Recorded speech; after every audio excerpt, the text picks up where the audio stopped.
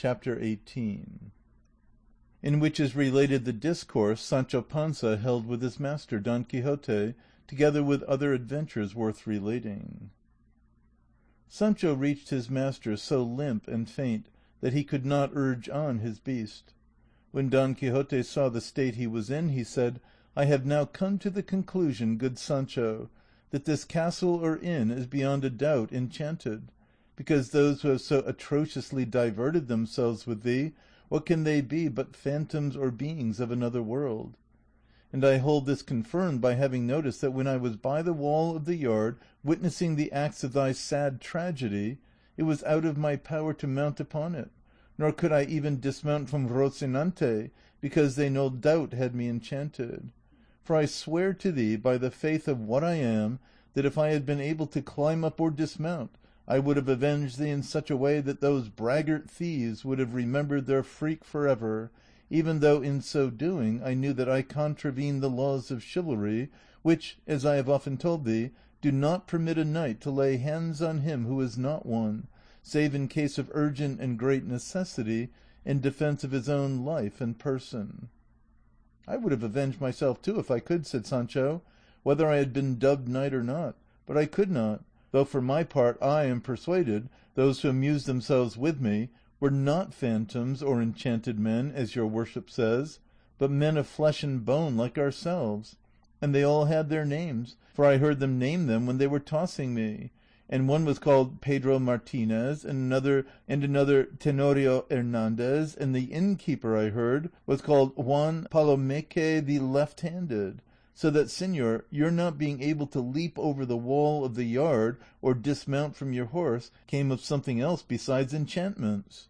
And what I make out clearly from all this is that these adventures we go seeking will in the end lead us into such misadventures that we shall not know which is our right foot, and that the best and wisest thing, according to my small wits, would be for us to return home, now that it is harvest time, and attend to our business, and give over wandering from Zeca to Mecca, and from pail to bucket, as the saying is."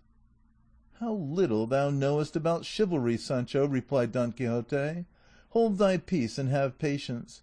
The day will come when thou shalt see with thine own eyes what an honourable thing it is to wander in the pursuit of this calling. Nay, tell me, what greater pleasure can there be in the world, or what delight can equal that of winning a battle, and triumphing over one's enemy? None, beyond all doubt." "Very likely," answered Sancho, "though I do not know it. All I know is that since we have been knights errant, or since your worship has been one, for I have no right to reckon myself one of so honourable a number, we have never won any battle, except the one with the Biscayan, and even out of that your worship came with half an ear and half a helmet the less, and from that till now it has been all cudgellings and more cudgellings, cuffs and more cuffs, I getting the blanketing over and above, and falling in with enchanted persons on whom I cannot avenge myself so as to know what the delight, as your worship calls it, of conquering an enemy is like." "That is what vexes me, and what ought to vex thee, Sancho," replied Don Quixote; "but henceforward I will endeavour to have at hand some sword made by such craft that no kind of enchantments can take effect upon him who carries it, and it is even possible that fortune may procure for me that which belonged to Amadis when he was called the Knight of the Burning Sword, which was one of the best swords that ever knight in the world possessed, for besides having the said virtue, it cut like a razor, and there was no armour, however strong and enchanted it might be, that could resist it." "Such is my luck," said Sancho, "that even if that happened and your worship found some such sword, it would, like the balsam, turn out serviceable and good for dubbed knights only, and as for the squires, they might sup sorrow." "Fear not that, Sancho," said Don Quixote; "heaven will deal better by thee." Thus talking, Don Quixote and his squire were going along, when, on the road they were following, Don Quixote perceived approaching them a large and thick cloud of dust, on seeing which he turned to Sancho and said, "This is the day, O Sancho, on which will be seen the boon my fortune is reserving for me. This, I say, is the day on which as much as on any other shall be displayed the might of my arm, and on which I shall do deeds that shall remain written in the book of fame for all ages to come. Seest thou that cloud of dust which rises yonder? Well then, all that is churned up by a vast army composed of various and countless nations that comes marching there." "According to that there must be two," said Sancho, "for on this opposite side also there rises just such another cloud of dust." Don Quixote turned to look, and found that it was true, and rejoicing exceedingly, he concluded that they were two armies about to engage and encounter in the midst of that broad plain; for at all times and seasons his fancy was full of the battles, enchantments, advantages, crazy feats, loves, and defiances that are recorded in the books of chivalry, and everything he said, thought, or did had reference to such things. Now the cloud of dust he had seen was raised by two great droves of sheep coming along the same road in opposite directions, which, because of the dust, did not become visible until they drew near; but Don Quixote asserted so positively that they were armies that Sancho was led to believe it and say, "Well, and what are we to do, señor?" "What?" said Don Quixote; "give aid and assistance to the weak and those who need it; and thou must know, Sancho, that this which comes opposite to us is conducted and led by the mighty Emperor Alifanfaron, lord of the great isle of Trapobana. This other that marches behind me is that of his enemy the king of the Garamantas, Pentapolin of the bare arm, for he always goes into battle with his right arm bare." "But why are these two lords such enemies?" asked Sancho. "They are at enmity," replied Don Quixote, "because this Alifanfaron is a furious pagan, and is in love with the daughter of Pentapolin, who is a very beautiful and moreover gracious lady, and a Christian; and her father is unwilling to bestow her upon the pagan king unless he first abandons the religion of his false prophet Mahomet and adopts his own." "By my beard," said Sancho, "but Pentapolin does quite right, and I will help him as much as I can." "In that thou wilt do what is thy duty, Sancho," said Don Quixote, "for to engage in battles of this sort it is not requisite to be a dubbed knight." "That I can well understand," answered Sancho; "but where shall we put this ass where we may be sure to find him after the fray is over? For I believe it has not been the custom so far to go into battle on a beast of this kind." "That is true," said Don Quixote; "and what you had best do with him is to leave him to take his chance whether he be lost or not, for the horses we shall have when we come out victors will be so many that even Rocinante will run a risk of being changed for another. But attend to me and observe, for I wish to give thee some account of the chief knights who accompany these two armies; and that thou mayest the better see and mark, let us withdraw to that hillock which rises yonder, whence both armies may be seen." They did so, and placed themselves on a rising ground from which the two droves that Don Quixote made armies of might have been plainly seen if the clouds of dust they raised had not obscured them and blinded the sight. Nevertheless, seeing in his imagination what he did not see and what did not exist, he began thus in a loud voice: "That knight whom thou seest yonder in yellow armour, who bears upon his shield a lion crowned crouching at the feet of a damsel, is the valiant Loralco, lord of the Silver Bridge. That one in armour with flowers of gold, who bears on his shield 3 crowns argent on an azure field, is the dreaded Micocolembo, Grand Duke of Quirosia.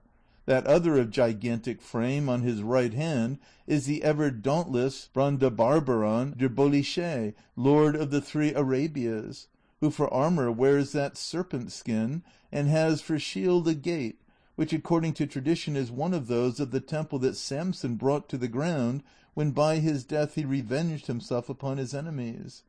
But turn thine eyes to the other side, and thou shalt see in front and in the van of this other army the ever victorious and never vanquished Timonel of Carcajona, prince of New Biscay, who comes in armour with arms quartered azure, vert, argent, and or, and bears on his shield a cat or on a field tawny with a motto which says Miau, which is the beginning of the name of his lady, who according to report is the peerless Miaulina, daughter of the Duke Alfeñiquen of the Algeri.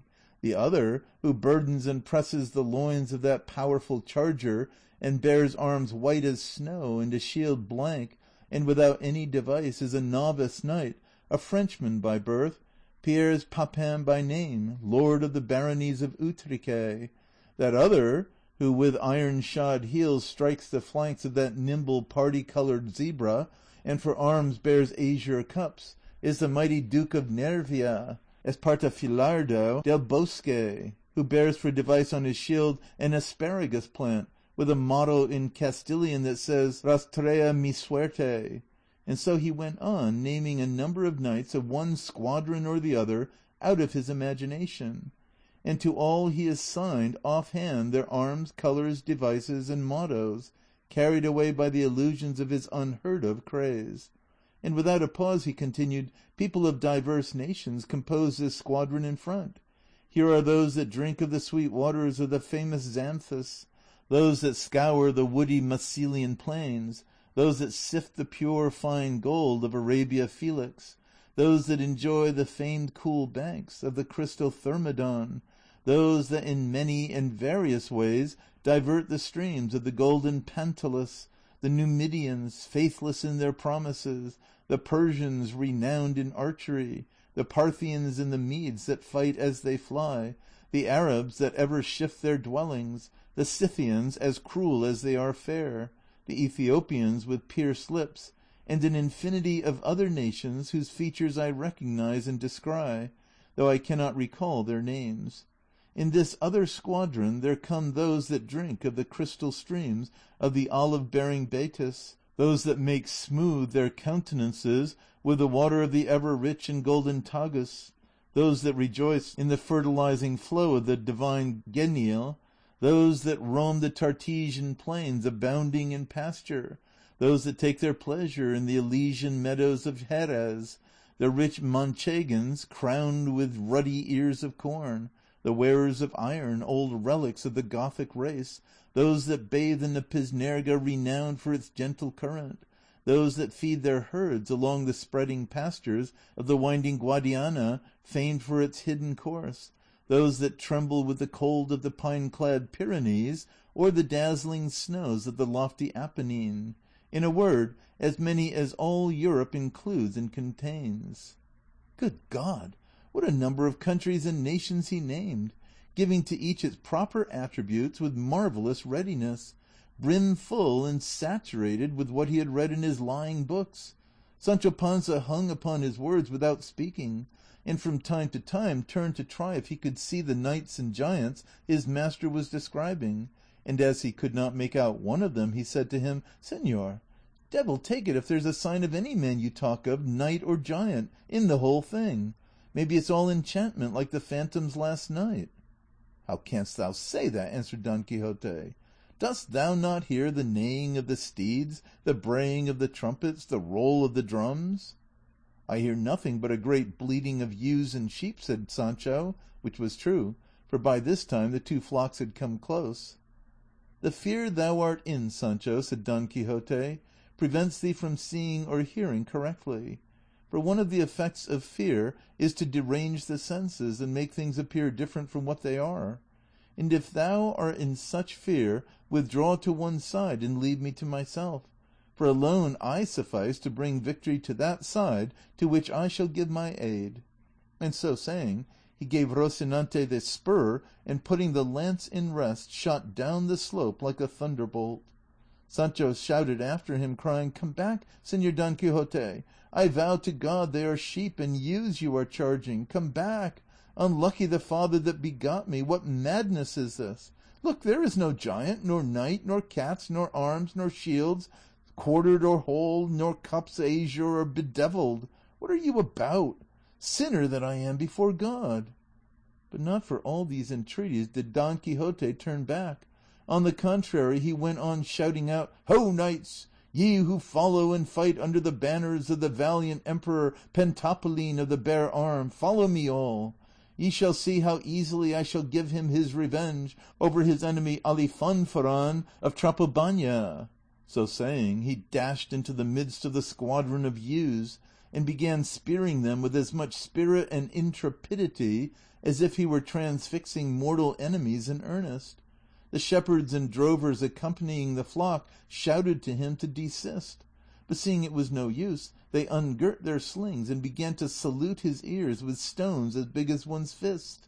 Don Quixote gave no heed to the stones, but letting drive right and left kept saying, "Where art thou, proud Alifanfaron? Come before me. I am a single knight who would fain prove thy prowess hand to hand, and make thee yield thy life a penalty for the wrong thou dost to the valiant Pentapolin Garamanta." Here came a sugar plum from the brook that struck him on the side and buried a couple of ribs in his body. Feeling himself so smitten, he imagined himself slain or badly wounded for certain, and recollecting his liquor, he drew out his flask, and putting it to his mouth, began to pour the contents into his stomach. But ere he had succeeded in swallowing what seemed to him enough, there came another almond which struck him on the hand and on the flask so fairly that it smashed it to pieces, knocking 3 or 4 teeth and grinders out of his mouth in its course, and sorely crushing 2 fingers of his hand. Such was the force of the first blow and of the second, that the poor knight, in spite of himself, came down backwards off his horse. The shepherds came up and felt sure they had killed him, so in all haste they collected their flock together, took up the dead beasts, of which there were more than 7, and made off without waiting to ascertain anything further. All this time Sancho stood on the hill, watching the crazy feats his master was performing, and tearing his beard and cursing the hour and the occasion when fortune had made him acquainted with him. Seeing him then brought to the ground, and that the shepherds had taken themselves off, he came down the hill and ran to him, and found him in very bad case, though not unconscious, and said he, "Did I not tell you to come back, Señor Don Quixote, and that which you were going to attack were not armies, but droves of sheep?" "That's how that thief of a sage, my enemy, can alter and falsify things," answered Don Quixote. "Thou must know, Sancho, that it is a very easy matter for those of his sort to make us take what form they choose, and this malignant being who persecutes me, envious of the glory he knew I was to win in this battle, has turned the squadrons of the enemy into droves of sheep.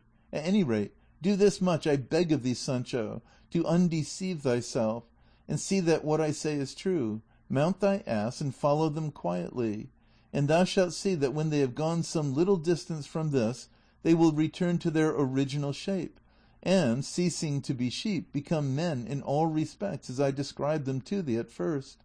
But go not just yet, for I want thy help and assistance. Come hither, and see how many of my teeth and grinders are missing, for I feel as if there was not one left in my mouth." Sancho came so close that he almost put his eyes into his mouth. Now just at that moment the balsam had acted on the stomach of Don Quixote. So, at the very instant when Sancho came to examine his mouth, he discharged all its contents with more force than a musket, and full into the beard of the compassionate squire. "Holy Mary!" cried Sancho, "what is this that has happened me? Clearly this sinner is mortally wounded, as he vomits blood from the mouth." But considering the matter a little more closely, he perceived by the colour, taste, and smell that it was not blood, but the balsam from the flask which he had seen him drink. And he was taken with such a loathing that his stomach turned, and he vomited up his inside over his very master, and both were left in a precious state. Sancho ran to his ass to get something wherewith to clean himself, and relieve his master out of his alforjas, but not finding them, he well nigh took leave of his senses, and cursed himself anew, and in his heart resolved to quit his master and return home, even though he forfeited the wages of his service and all hopes of the government of the promised island. Don Quixote now rose, and putting his left hand to his mouth to keep his teeth from falling out altogether, with the other he laid hold of the bridle of Rocinante, who had never stirred from his master's side. So loyal and well behaved was he, and betook himself to where the squire stood leaning over his ass with his hand to his cheek, like one in deep dejection. Seeing him in this mood, looking so sad, Don Quixote said to him, "Bear in mind, Sancho, that one man is no more than another, unless he does more than another. All these tempests that fall upon us are signs that fair weather is coming shortly, and that things will go well with us, for it is impossible for good or evil to last forever. and hence it follows that the evil having lasted long, the good must be now nigh at hand. So thou must not distress thyself at the misfortunes which happened to me, since thou hast no share in them." "How have I not?" replied Sancho. "Was he whom they blanketed yesterday perchance any other than my father's son? And the alforjas that are missing today with all my treasures, did they belong to any other but myself?" "What, are the alforjas missing, Sancho?" said Don Quixote. "Yes, they are missing," answered Sancho. "In that case we have nothing to eat today," replied Don Quixote. "It would be so," answered Sancho, "if there were none of the herbs your worship says you know in these meadows, those with which knights errant as unlucky as your worship are wont to supply such like shortcomings." "For all that," answered Don Quixote, "I would rather have just now a quarter of bread or a loaf and a couple of pilchards' heads than all the herbs described by Dioscorides, even with Dr. Laguna's notes.